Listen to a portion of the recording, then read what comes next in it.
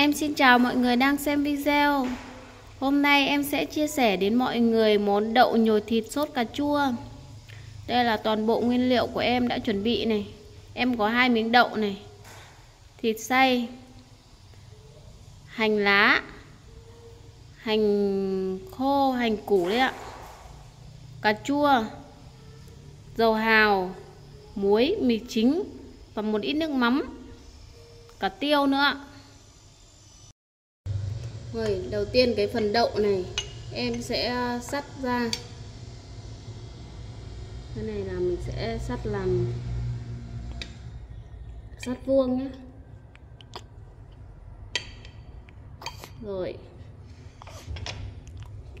tiếp đến là mình chuẩn bị cái thìa này mọi người.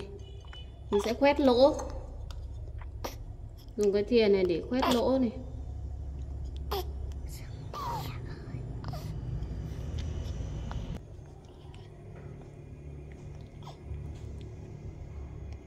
Rồi mình bỏ cái đậu vào đây. Những cái còn lại mình cũng làm như thế nhé mọi người.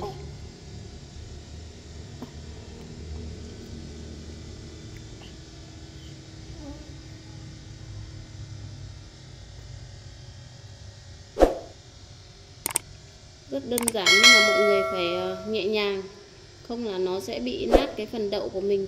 Đậu của mình nó rất là mềm.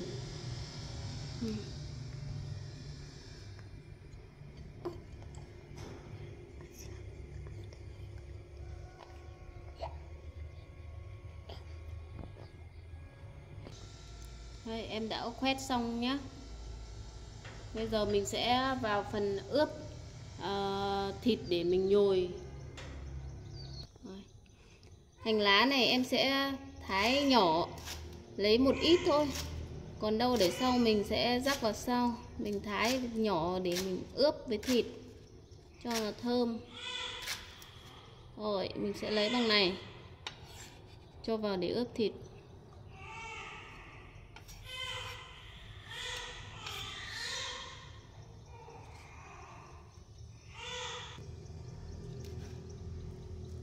Cắt bằng một đốt ngón tay để sau mình khi chín mình sẽ rắc vào để trang trí mà cũng tăng độ ngon của cái đậu sốt cà chua của mình.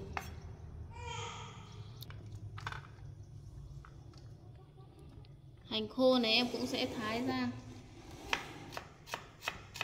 thái lấy một ít băm nhỏ để mình ướp.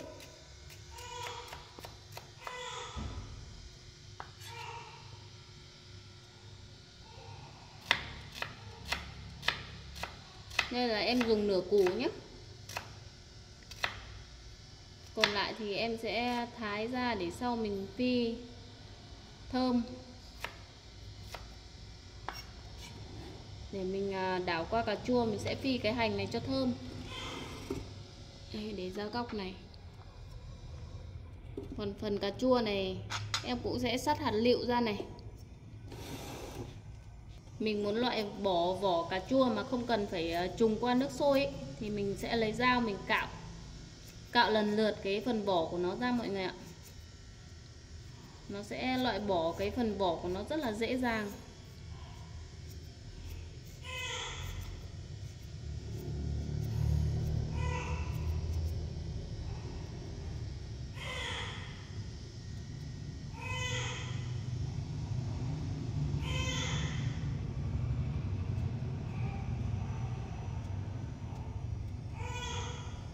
Đây, như thế là mình có thể lột được vỏ này.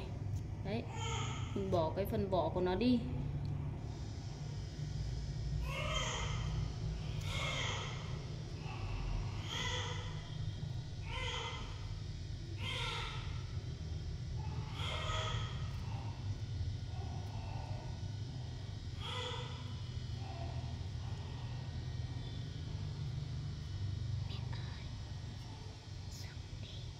Xong rồi mình sẽ thái hạt lựu ra, cái phần cà chua của mình thái hạt lựu ra để chốc mình đảo cho nó nhuyễn để sốt với đậu.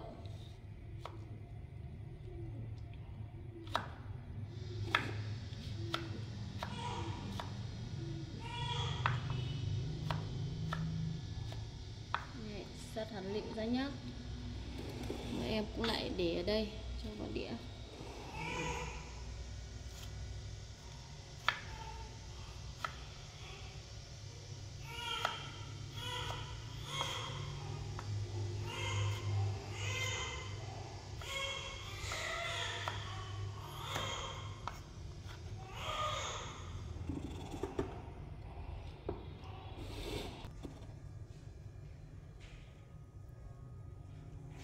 Cách loại bỏ vỏ cà chua rất là đơn giản mọi người ạ. Đây. Đấy, cà chua của mình sạch vỏ luôn. Còn chỗ nào còn một ít nào thì mình lại bỏ tiếp. Rất là nhanh gọn. Cà chua của em đã thái hạt lựu xong này. Bây giờ em sẽ ướp cái thịt của mình nhé. Đây, bát này em cho đậu và hành khô với cả hành lá vào rồi. Rồi em sẽ cho cái phần thịt xay vào này. Em nêm vào đây một ít dầu hào, một ít nước mắm ngon, thêm một ít nữa này. Nêm vào đây một ít muối bột canh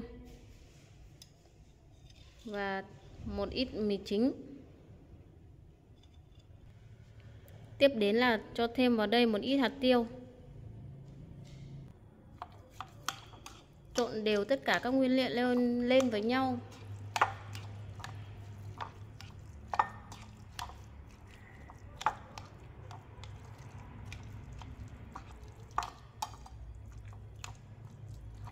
Rồi bây giờ em sẽ lấy cái đậu của mình và nhồi cái phần thịt mà mình đã ướp vào nhé. Đây mình sẽ nhồi bằng tay mọi người ạ, để cho nó dễ mà nó sẽ không bị vỡ cái phần đậu của mình. Đậu này nó mềm. Đây em sẽ nhồi vào, nhồi từ từ nhé mọi người.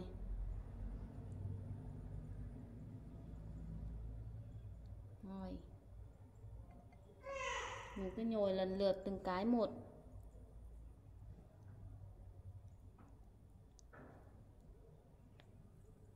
Nhồi thật là nhẹ nhàng.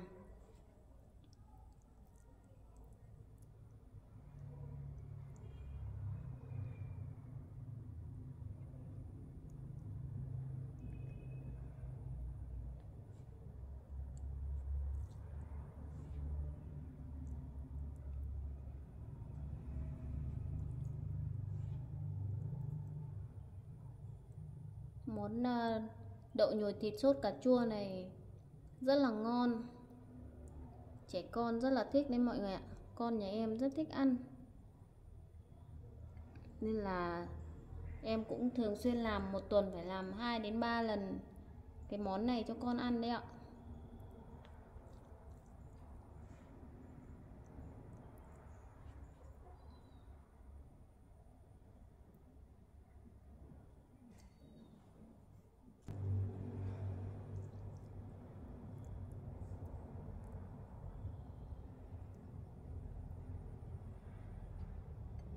Rồi bây giờ em đã nhồi xong cái phần đậu của mình nhé.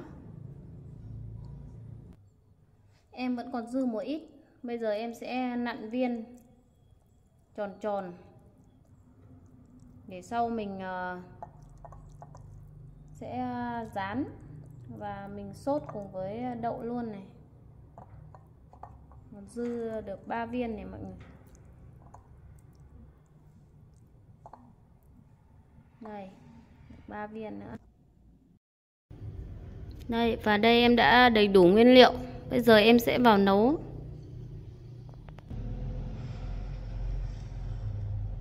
Bây giờ em sẽ cho cái chảo lên bếp và cho dầu ăn vào để mình rán qua cái đậu của mình nhé. Sau khi đợi chảo em đã nóng, em sẽ cho cái đậu của em vào. Mình sẽ rán cho nó vàng cái đậu của mình đi. Đây, cả 3 cái viên nhỏ xíu này nữa này.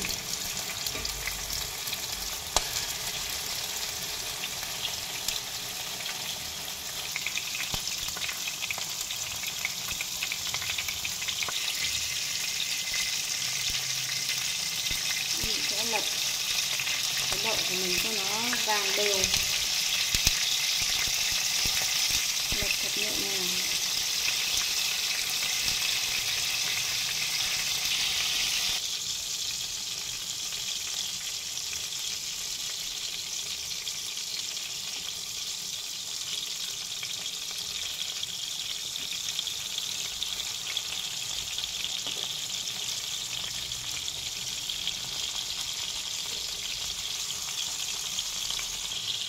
Bây giờ cũng sắp được rồi này, mình sẽ dán đều vàng các mặt. Đậu sau khi em đã dán vàng đều các mặt, em sẽ cho ra đĩa này.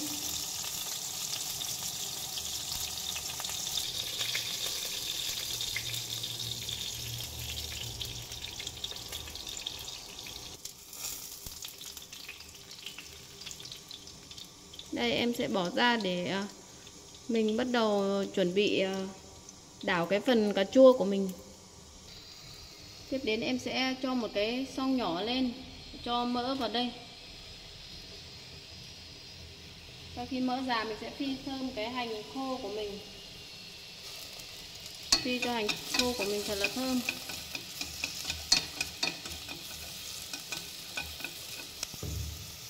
Sau khi hành của mình đã thơm, em sẽ cho hết cái phần cà chua mình thái hạt lựu vào để mình đảo.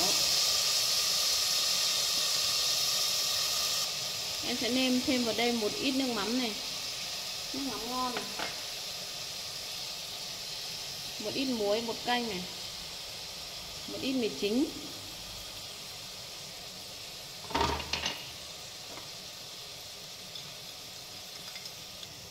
Nêm vào đây một ít dầu hào nữa.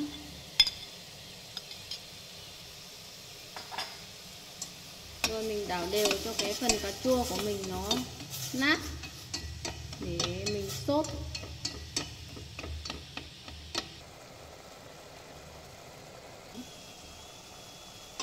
Cà chua của mình khi đã nát thì em sẽ cho cái đậu của mình vào này.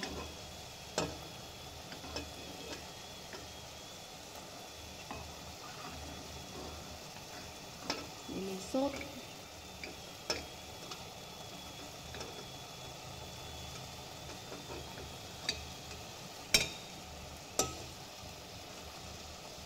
Rồi em cho thêm vào đây một bát nước mắm.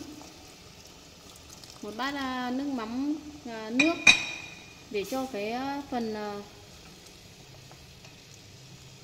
đậu của mình nó được ngập trong cái nước cà chua này. Đây. Bây giờ em sẽ sốt cái phần cà chua này với đậu trong vòng 5 đến 7 phút nữa là có thể chín nhé.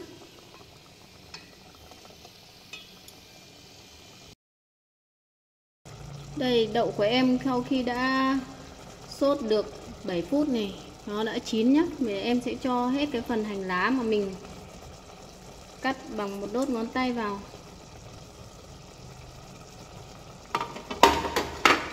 Đợi thêm một lúc để cho cái phần hành lá của mình nó chín và mình có thể tắt bếp.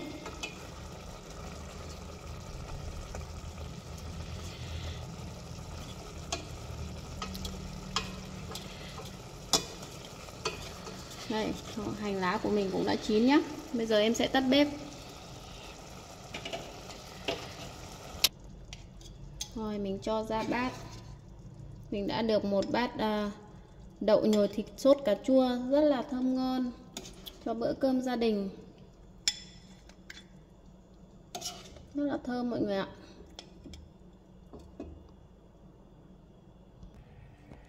Và đây là thành quả món đậu nhồi thịt sốt cà chua của em.